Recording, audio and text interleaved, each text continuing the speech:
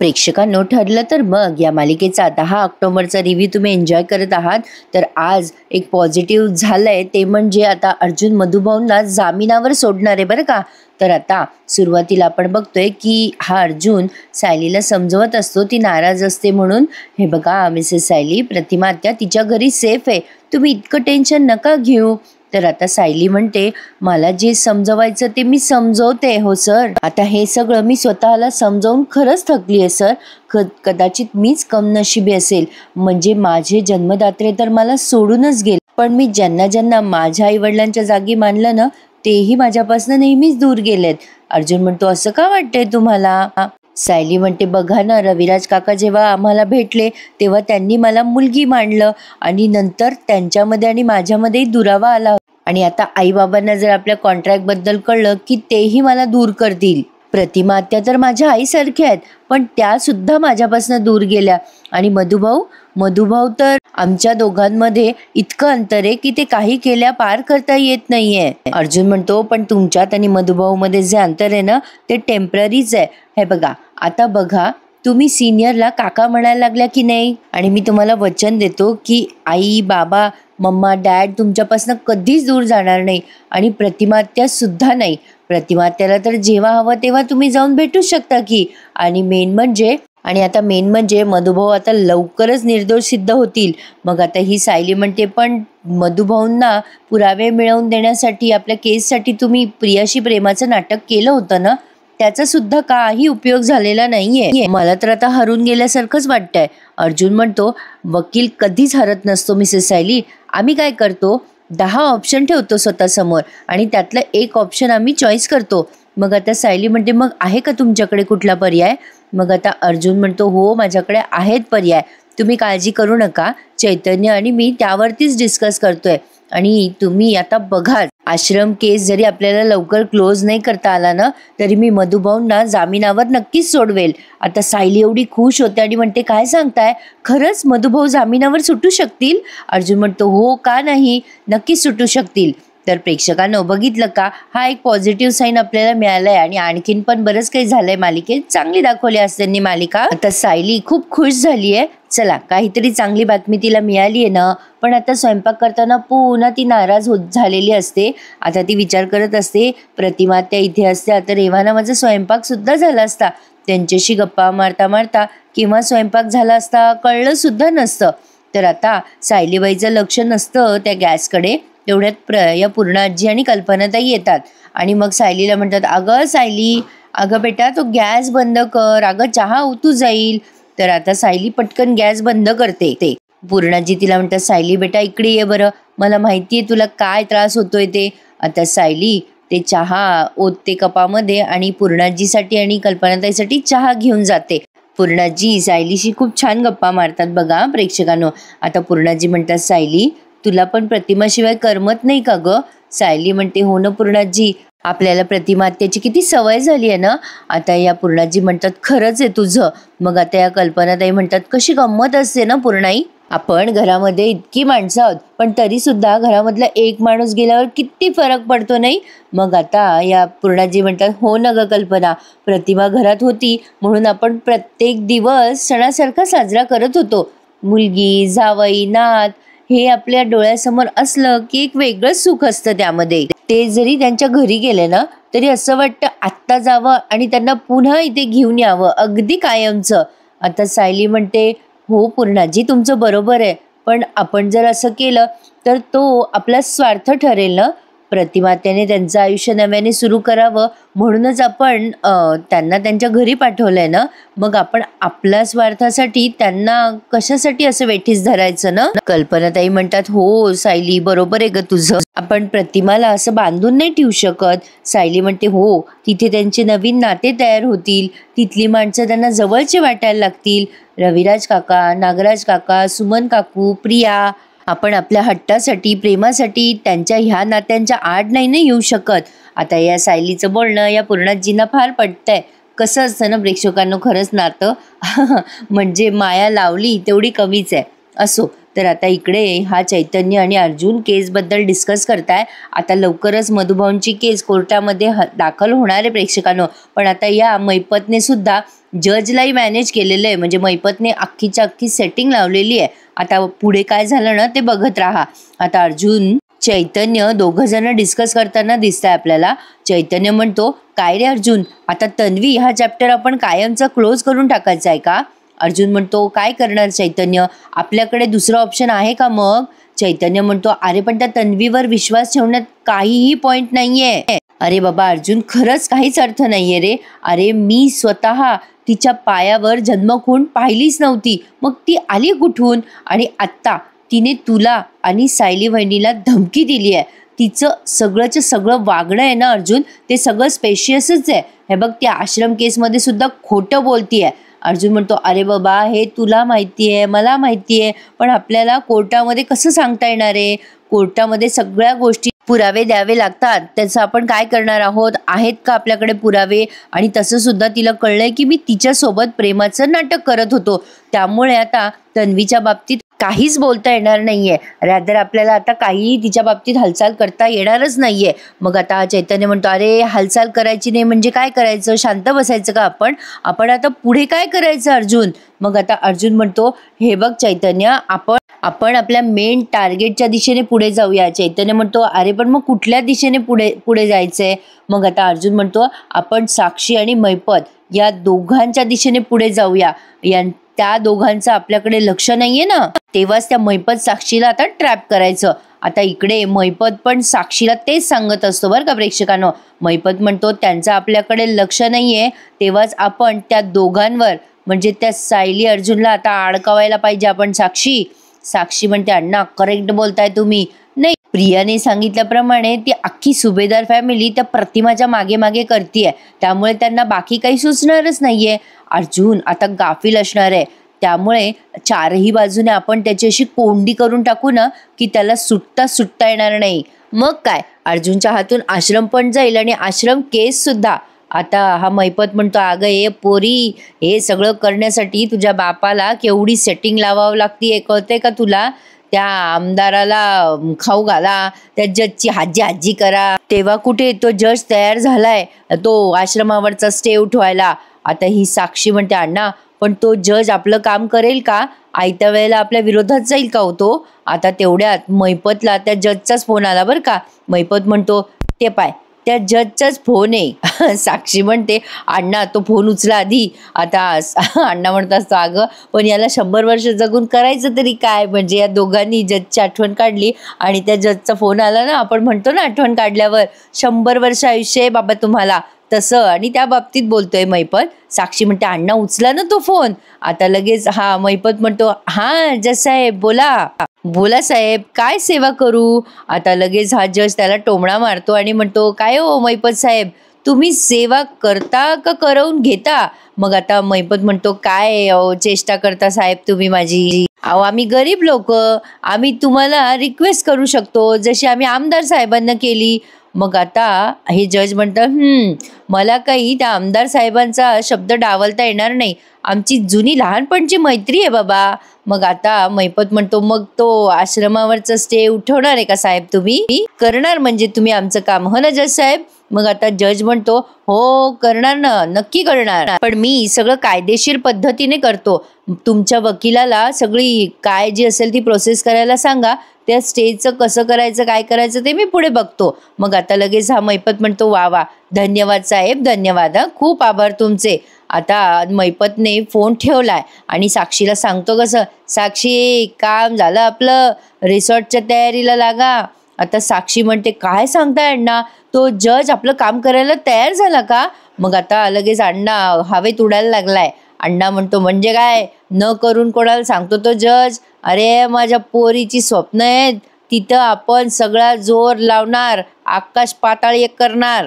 आता साक्षी लगेच उड्या मारायला लागते आणि अण्णाच्या गळ्यात पडते. अण्णांना म्हणते, अण्णा यू आर द बेस्ट. मला असं वाटलं होतं की माझं स्वप्न कधीच पूर्ण होणार नाही. म्हणजे बघा प्रेक्षकांनो, यांची स्वप्न ती स्वप्न आणि बाकीच्याची स्वप्न म्हणजे काय पाणी कम आहेत का? असो. तर आता ही साक्षी म्हणते की अण्णा खरंच तुम्ही तुम्ही ना सगळं मॅनेज केलं माझ्यासाठी. अण्णा thank you thank you thank you so much. मग आता आपल्याला लवकरात लवकर त्या आश्रमाच्या जागेवरती आपल्याला बुलडोजर फिरवायचा आहे आणि आता तिथे मोठा रिसॉर्ट उभं करायचा आहे.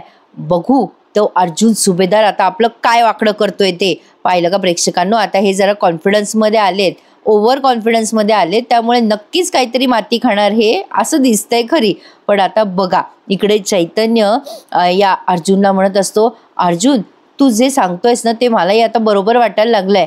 आपल्याला ना आता साक्षीवरच कॉन्सन्ट्रेशन करायला हवं. काहीही करून आपण मधुभाऊंना बेलवर सोडूयात. मग आता अर्जुन म्हणतो, आपण काय करूयात, मैपतला आणि साक्षीला नोटीस पाठवूयात.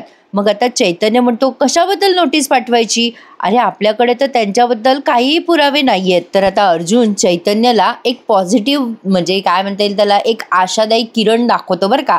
तो म्हणतो, चैतन्य हे बघ हे काय आहे. तिथे असलेला पाण्याचा ग्लास तो चैतन्याला दाखवतो. चैतन्य म्हणतो, अरे हा ग्लास आहे आणि अर्धा रिकामा आहे. अर्जुन म्हणतो, नाही अर्धा रिकामा नाही आहे, आपण जरा वेगळा विचार करूया चैतन्य.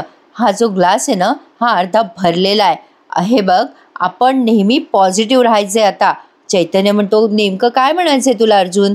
मग आता अर्जुन म्हणतो, ते बघ आपण प्रतिमा आत्याला जेव्हा घरी आणलं, म्हणजे सायलीने जेव्हा प्रतिमाला घरी आणलं तेव्हा प्रतिमा आत्या कोणाशी बोलत नव्हती, नेहमी नेहमी सगळ्यांपासून दूर जायची. त्यामुळे सगळे किती हर्ट झाले होते. पण विचार कर, मिसेस सायली एकट्या होत्या ज्यांनी आपल्याला पॉझिटिव्हिटी दाखवली. त्यांचं हेच म्हणणं होतं की प्रतिमा त्या इतक्या वर्षानंतर आपल्याला परत भेटली आहे, ही आपल्यासाठी सगळ्यात महत्त्वाची गोष्ट होती. प्रतिमा त्याला नीट बोलता सुद्धा येत नव्हतं, तरी सायली काय म्हणत होती की नाही त्यांची वाचा परत आली आहे ना, आपण एवढंच बघायचं. मला तुला हे सांगायचं आहे चैतन्य, ऑलवेज थिंक पॉझिटिव्ह आणि बी ऑप्टिमिस्टिक. बघा मी म्हणत असलेलं नेहमी प्रेक्षकांनो, अर्जुनने आज अगदी तंतोतंत माझेच डायलॉग सांगितले आहेत. तर आता त्याचं म्हणणं आहे की नेहमी आशादायी राहावं आणि काही ना काही चांगलं होईल असं सतत विचार करत राहावा. मग आता चैतन्य म्हणतो, हां म्हणजे आपल्याकडे पुरावे नाही आहे ह्याच्यावर आपण फोकस करायचाच नाही. आपल्याला आता मैपत आणि साक्षीच्या विरुद्ध पुरावे मिळणारच आहेत, ही पॉझिटिव्हिटीचा विचार करायचा. तर आता अर्जुन म्हणतो, बरोबर आहे तुझं, आता आपल्याला पुरावे मिळणार आणि नक्की मिळणार. साक्षी कुणाच्या रात्री कुठे होती, काय करत होती हे आपण सिद्ध नाही करू शकलो, पण आता आपल्याला हे नक्की माहिती आहे आणि आपण ते सिद्ध पण केलं होतं की साक्षी कुणाच्या रात्री कोर्टात नव्हती. फक्त आपल्याला आता पुरावे हवेत चैतन्य, आणि आपल्याला आता असे पुरावे नक्कीच मिळतील. हे सिद्ध होईल की कुणाच्या रात्री ती आश्रमात होती. आपल्याला हा पुरावा म्हणजे बाहेर आणायचा आहे आता चैतन्य.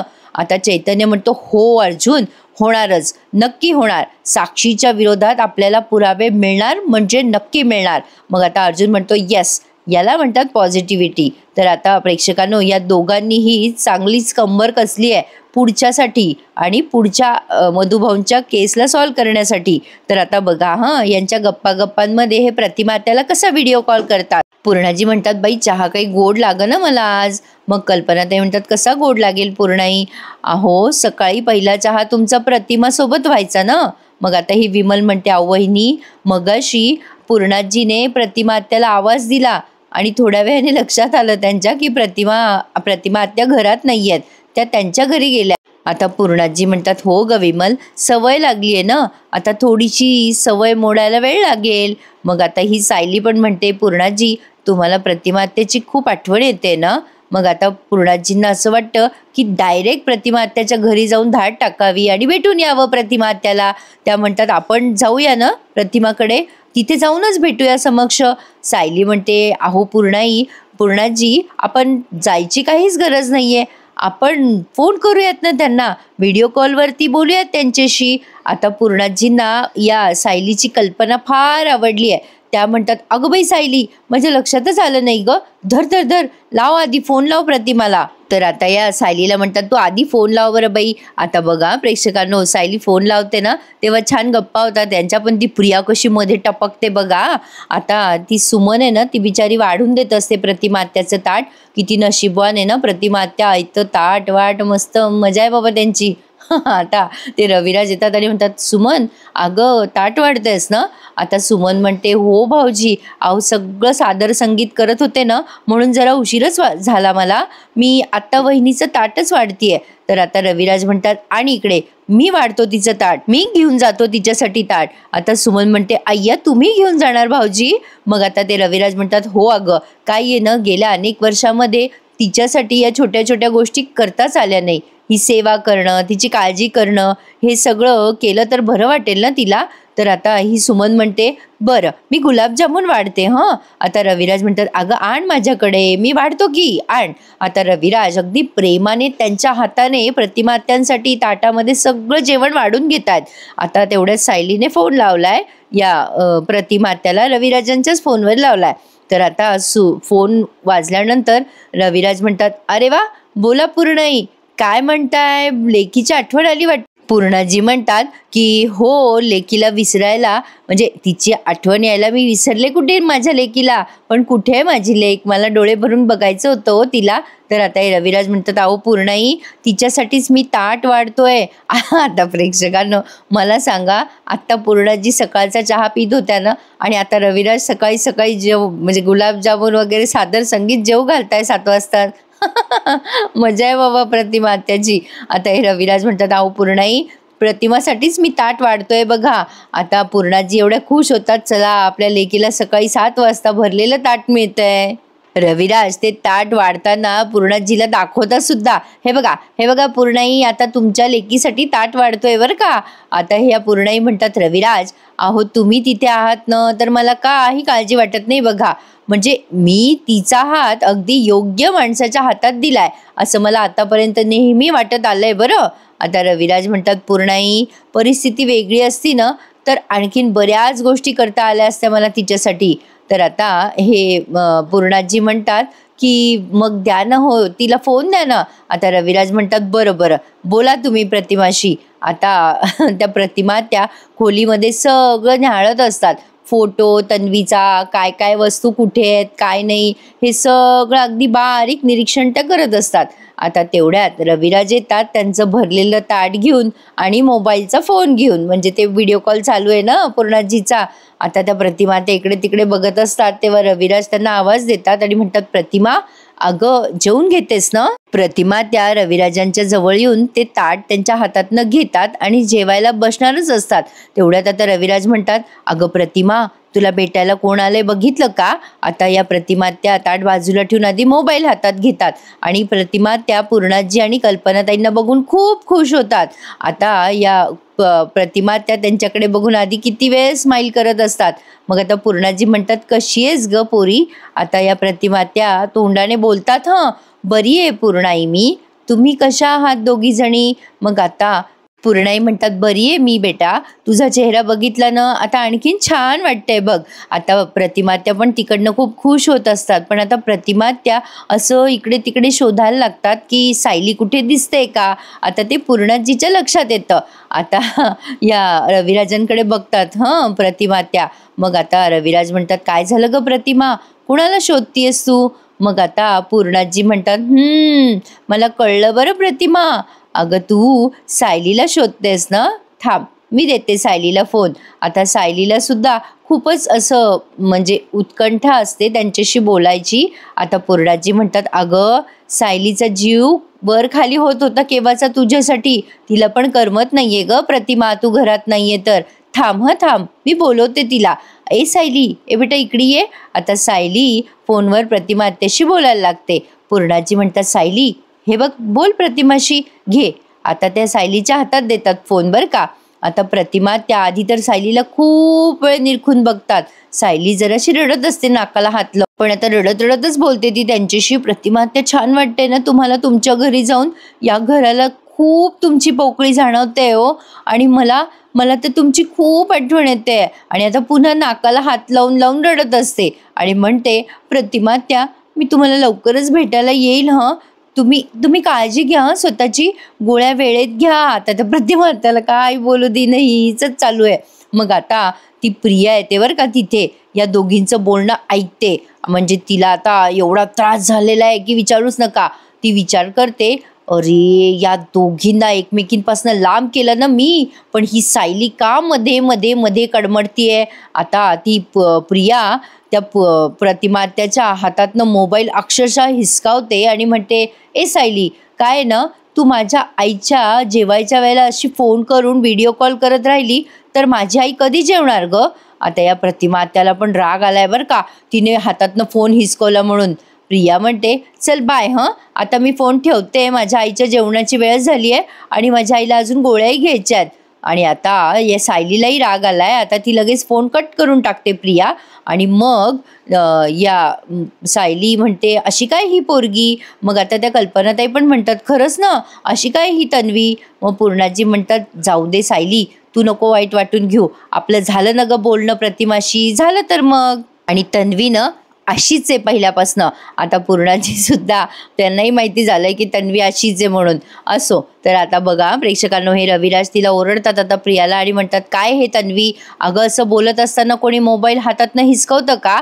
मग आता लगेच ही म्हणते, बाबा अहो असं काय करता, आपल्या आईला सुद्धा आपल्या घरच्यांची सवय झाली पाहिजे. ती जर अशी सतत तिकडच्यांशीच बोलत राहिली तर आपण तिला नेहमीच परके वाटू ना. आता रविराज म्हणतात, काहीही होणार नाहीये असं, काहीही काय बोलतेस तन्वी. आता लगेच प्रिया म्हणते, बाबा असं काय करता हो, माझा त्रास पण तुम्ही समजून घ्या ना. आईला मी आपलीशी वाटत नाहीये हे मी समजून घेईलच, पण आई एका परक्या मुलीला आपली मुलगी असल्यासारखं प्रेम करते हे मी कसं समजून घेऊ बाबा. म्हणजे शेवटी मी सुद्धा माणूसच आहे ना, मला पण भावनाच आहेत. तर आता मुद्दाम यांना इमोशनल ब्लॅकमेल करते बरं काही प्रेक्षकांनो. आता या प्रतिमात्या मात्र काही रिस्पॉन्स देत नाही. आता बघा अशी म्हणते ही, अहो बाबा ती सायली ना तिथे आधीच काय सगळं करून ठेवायची, त्यामुळे मला माझ्या आईसाठी काही करता आलं नाही. पण आता आता करू द्या ना मला माझ्या आईसाठी सगळं, मला पण माझ्या वाट्याला माझी आई आली पाहिजे ना बाबा. मी कधी बोलणार माझ्या आईशी. आता ते रविराज बिचारे एवढ्या दिवसानंतर बसले या प्रतिमात्याजवळ, एवढं ताट वाढून आणलं, ते गेलं कुणीकडे आणि हिचं काहीतरी तिसरंच चाललंय प्रेक्षकांनो. म्हणजे आता हिला जर एवढंच करायचं आहे त्या प्रतिमात्यासाठी तर हिने काही ना काही म्हणजे ताट आणून देणं, पाणी आणून देणं, एवढं तर काहीतरी करावं ना. पण नाही, हिची आपली पोपटपंची चालूच असते. पण आता प्रेक्षकांनो, या प्रतिमात्याला लक्षात येणारच आहे हिचा स्वभाव कसा आहे आणि काय आहे, कारण काही ना काही ही माती नक्की खाणार आहे ओव्हर कॉन्फिडन्समध्ये. तर आता बघूयात पुढे काय काय घडतंय. पण आता दिसतंय खरी की मालिकेमध्ये असे बरेचसे जबरदस्त ट्विस्ट आणि टर्न येणार आहेत. पण आता पाहूयात काय काय घडतंय. हा भाग तर त्यांनी या प्रियाच्या पोपटपंचीवर इथेच संपवलाय की माझी आई मला पाहिजे, माझी आई माझ्या वाट्याला येऊ द्या, आणि त्या प्रतिमात्याकडे अशी बघत राहते. आणि अजून त्या म्हणजे पुढच्या भागामध्ये त्यांनी त्या सायलीला नोटीस मिळतीच आहे. अजून 8 दिवसापासून त्या सायलीला नोटीस मिळू लागली. पण एक वाक्य त्यांनी ॲड केलं बाबा. ती सायली त्या अर्जुनला हात जोडून म्हणते, माझा आश्रम वाचवा हो, ते माझं घर आहे. मग ते प्रतापराव विचारतात, अरे बाबा असं काय झालं अर्जुन. मग अर्जुन सांगतो की आश्रमाला पाडण्याची नोटीस आली आहे, तिथला स्टे हटलाय, महिपतने हे सगळं मुद्दाम केलंय. आजचा भाग त्यांनी बराच मोठा दाखवलाय प्रेक्षकांनो. तर आता बघूयात मधुभाऊंच्या बाबतीत अर्जुनकडनं निकाल लागतोय का, काय वाटतं तुम्हाला मला नक्की सांगा हं. आणि ज्यांनी अजूनही चॅनल नसेल सबस्क्राईब केले त्यांनी प्लीज चॅनल सबस्क्राईब करा आणि आपले सगळे रिव्ह्यूज एन्जॉय करा. आज कला अद्वैतचा भाग पण खूप छान आहे. धन्यवाद.